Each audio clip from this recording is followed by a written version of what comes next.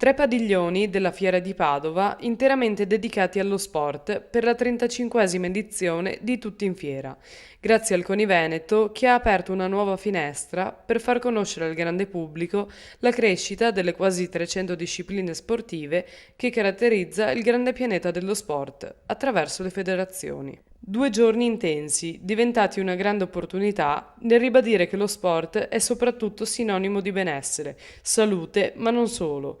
Infatti serve anche a trasmettere principi positivi ai giovani. Certamente adesso abbiamo la danza sportiva, ricordo che è una delle grandi federazioni dello sport, il che vuol dire che ben 296 discipline sportive fanno vivere l'Italia, fanno sognare i nostri ragazzi, magari qualcuno andrà alle Olimpiadi e ai Mondiali, ma certamente lo sport deve essere compreso come attività motoria, stare assieme, divertirsi, fare squadra e questo serve anche ad avere un benessere, avere la salute e certamente vivere meglio questa vita.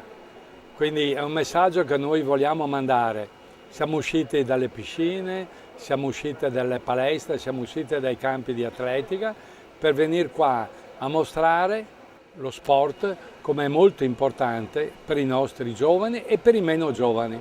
Anche tanti anziani sanno che lo sport li può far vivere felici e contenti e gli può dare molte soddisfazioni e dire che la vita è bella. Certamente è stato un impegno da parte del CONI Veneto di portare in fiera quasi 40 federazioni e società sportive. 2 giorni di sport per mettere in luce le innumerevoli opportunità del grande pianeta sportivo, grazie anche all'AICS che ha allestito e animato il Museo del Calcio Internazionale, che ha messo in luce i cimeli appartenenti ai più grandi campioni con le maglie dei fuoriclasse del pallone.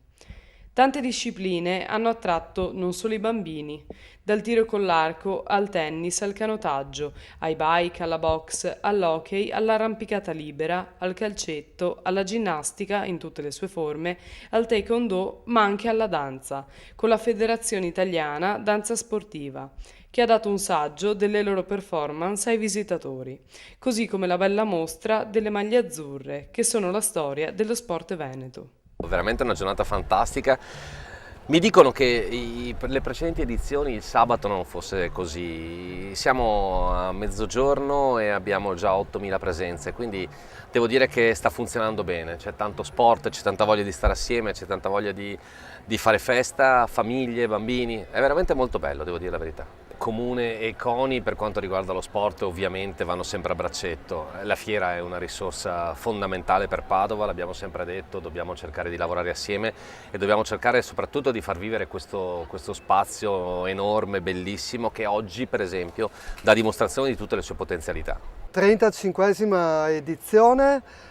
Abbiamo appena aperto, siamo su 11 padiglioni quest'anno con una grande novità dedicata a giorni di sport, il Salone dello Sport che quest'anno su 3 padiglioni ospita più di 75 discipline, si sta sviluppando un'intera attività dinamica in tutte le categorie, in particolare tantissime famiglie con i bambini, la conoscenza, l'apprendimento delle nuove tendenze sportive e dei nuovi filoni, si amalgano con la tradizione dei 35 anni del Tutti in Fiera che vedono 2 grandissimi padiglioni dedicati al disco e fumetto, un padiglione dell'elettronica, un padiglione che richiama il DNA storico di Tutti in Fiera.